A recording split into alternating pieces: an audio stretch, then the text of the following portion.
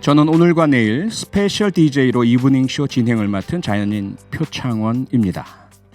삼성물산 그리고 제일모직 간의 합병, 그에 이은 삼성의 경영권 승계를 둘러싼 의혹, 검찰이 수사 중이죠. 오늘 이재용 부회장에 대해서 구속영장이 청구됐습니다.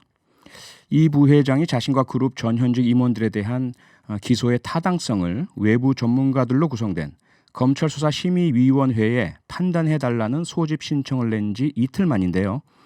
방금 속보가 들어왔습니다. 오는 8일 월요일에 영장 실질 심사가 있다고 합니다. 이 부회장 구속의 갈림길에 또 섰는데요. 삼성 저격수라 불리는 더불어민주당 박용진 의원과 얘기 나눠보겠습니다. 박 의원님 나와 계십니까? 네, 안녕하세요. 박용진입니다. 정말 반갑습니다. 네, 반갑습니다. 그리고 다시 한번 재선 축하드립니다. 예, 더 열심히 하겠습니다. 그리고 네. 오늘 이렇게 목소리 들으니까 더 새롭네요. 아, 그렇죠.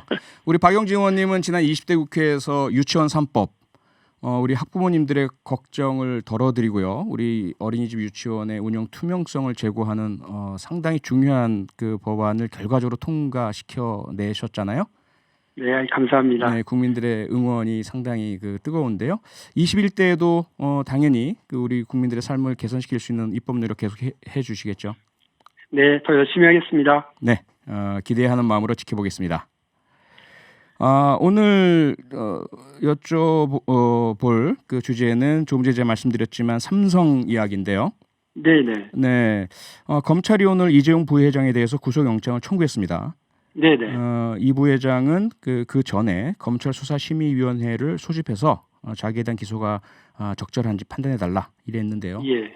검찰의 이 조치, 박 의원님 어떻게 보십니까?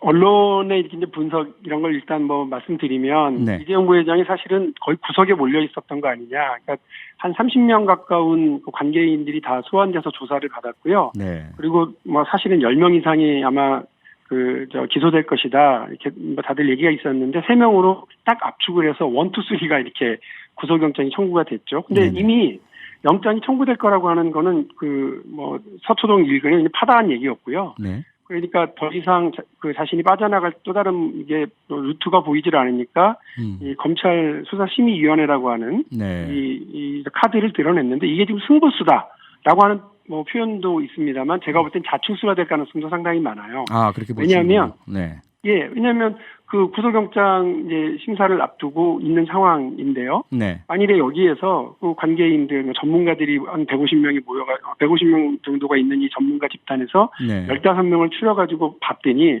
이거 수사 계속 하셔도 되겠고 기소도 충분한 이유가 있네요. 이렇게 돼버리는 순간 오히려 본건 재판에 가가지고 아주 힘들게 된 상황이 되기 때문에 저는 이게 지금 삼성으로서는 이게 승부수가 아니라 묘수가 아니라 자충수가 될 가능성이 상당히 있다 이런 생각입니다.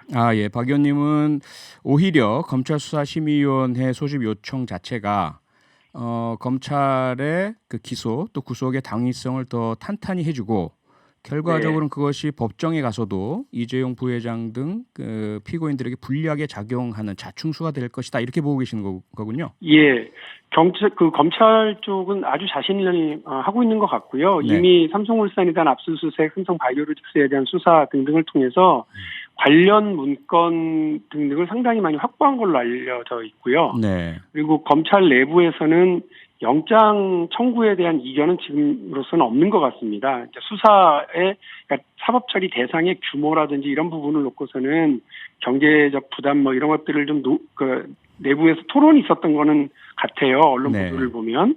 그런데 최종적으로 이 3명에 대한 영장 청구에 대해서는 이견이 없는 것 같고 이재용 부회장은 본인의 권리입니다. 수사심의위원회를 요구하는 것은 본인의 권리인데 그 권리는 보장받아야 되겠지만 어쨌든 수사를 통해서 1년 6개월 넘는 수사를 통해서 확인되어야 된 증거를 빠져나가기는 쉽지 않아 보입니다. 예. 그러면 수사심의위원회 자체는 이 검찰의 구속영장 청구로 인해서 취소가 되는 건가요? 아니면 계속 회의는 열리나요?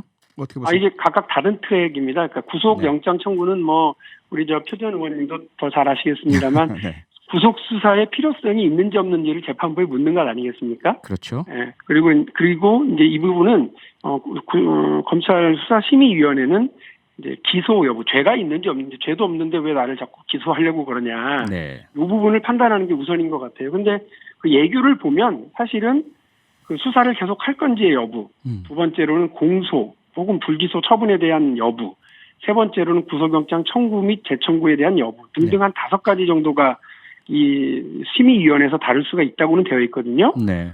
이재용 부회장이랑 삼성 쪽 관계자들이 도대체 이 중 5개 중에서 뭘 자기가 억울하다고 생각해서 제기했는지는 아직 모르겠습니다. 그러나 구속영장이 청구되기 전에 이거를 요청한 걸 보면 나에 대한 수사를 계속하지 말아달라. 그리고 불기소 처분해달라. 뭐 이런 걸 아마 요구하지 않았겠습니까? 네. 그러나 그렇게 하기에는 너무 증거도 확실하고 네. 관련된 내용들도 좀 여러 가지로 확인이 가능한 것 같습니다. 네. 그 박 의원님께서는 자충수라고 하셨는데 이재용 네네. 부회장 측에서는 최후의 카드로 본다는 그런 그 이야기들도 있고요. 네, 맞습니다. 그렇게도 네. 볼 수는 있죠. 왜냐하면 그렇죠? 이렇게 해서 수사를 한 달 정도 늦출 수도 있고요. 삼성이 제일 잘하는 그 여론전의 공간과 시간을 확보할 수도 있다고 판단하는 것 같아요. 네. 그래서 그렇게 할 수 있는데 만일에 제가 아까 말씀드린 것처럼 아니 검찰 쪽 얘기 들어보니까 별 문제 없네 이렇게 판단될 수도 있는 거거든요. 네네. 이게 그 현안위원회가 꾸려져서 찬반 의견을 이제 들을 텐데 신청인 즉 이재용 부회장 측과 검찰이 각각 30분씩 브리핑을 하는 모양이에요. 네.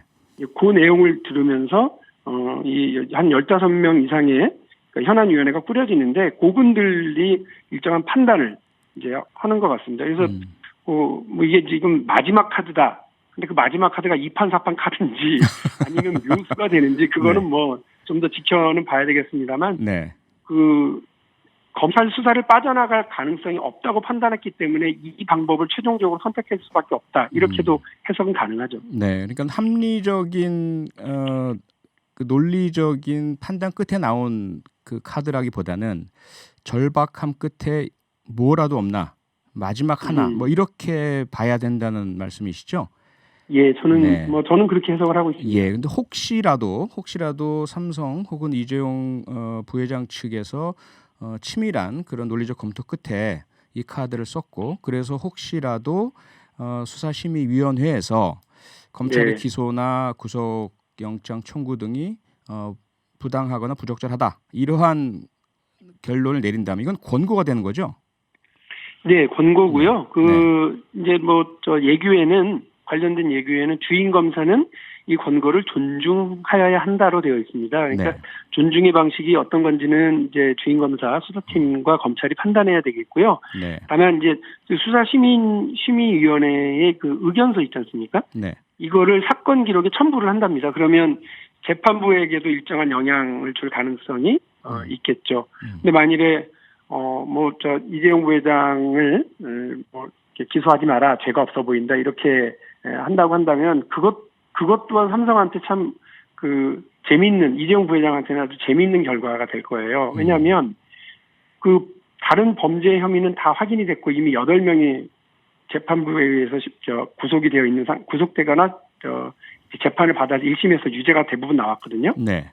근데 이런 중대한 범죄 행위가 삼성그룹 전체에서 치밀하게 쭉 진행된 건 사실이고 다만 이재용 부회장이 이걸 알았다 몰랐다는데 본인은 전혀 몰랐다는 거 아닙니까? 보고도 전혀 받지 않고. 네네. 그리고 이런 어마어마한 일들이 벌어지는데 이거를 보고도 하지 않고 있었다면 이재용 부회장은 스스로가 꿔다는 보릿자루인 거지. 허수아비 무능력한. 그렇죠. 네. 삼성그룹을 실질적으로 장악하고 중요한 의사결정, 투자 결정을 하는 사람이 아니라고 하는 게 확인이 되는 거라 더 문제죠. 허수아비 총수가 왜 필요하냐 이런 네. 얘기가 또 나올 수 있어요. 네. 지금 방송을 들으시는 청취자분들께서 조금 헷갈리실 수도 있을 것 같아요. 뭐냐면 네네. 예, 지난번 그 최순실 또는 박근혜 전 대통령 관련 재판 때 이재용 부회장이 계속해서 수사도 받고 뭐 구속도 되고 이랬는데 지금 구속영장 청구하는 건 또 뭐냐? 그래서 혹시 박 의원님께서 지금 현재 이번 구속영장 청구 수사 대상인 이재용 부회장의 혐의 좀 간략하게 정리해서 알려주시겠습니까?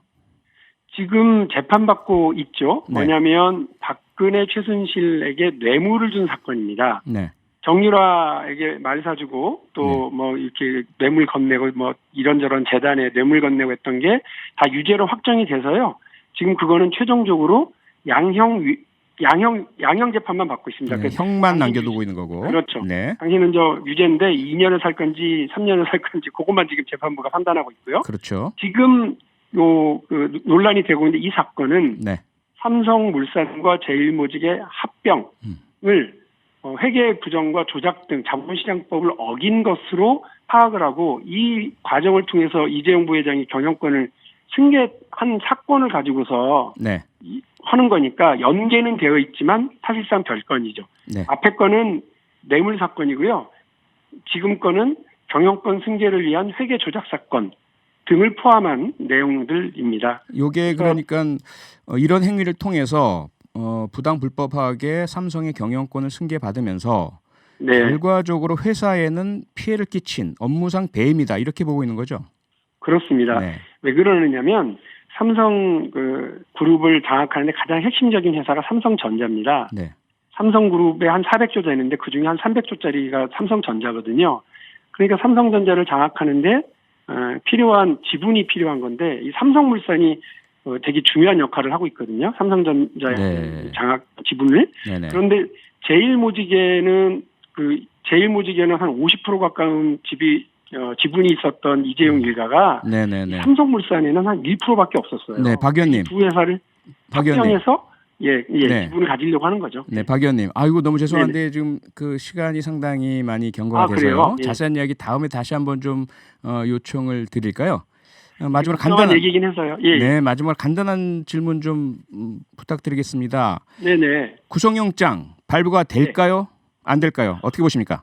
짧게. 지금 뭐 검찰이 자신하고 있는 바로는 구속영장을 발부받는 게 네. 저는 뭐 우리 사법정의이고 또 우리 경제를 위해서도 삼성 그룹을 위해서도 네, 나올 것을 보신다. 이렇게 이해해도 되겠습니까?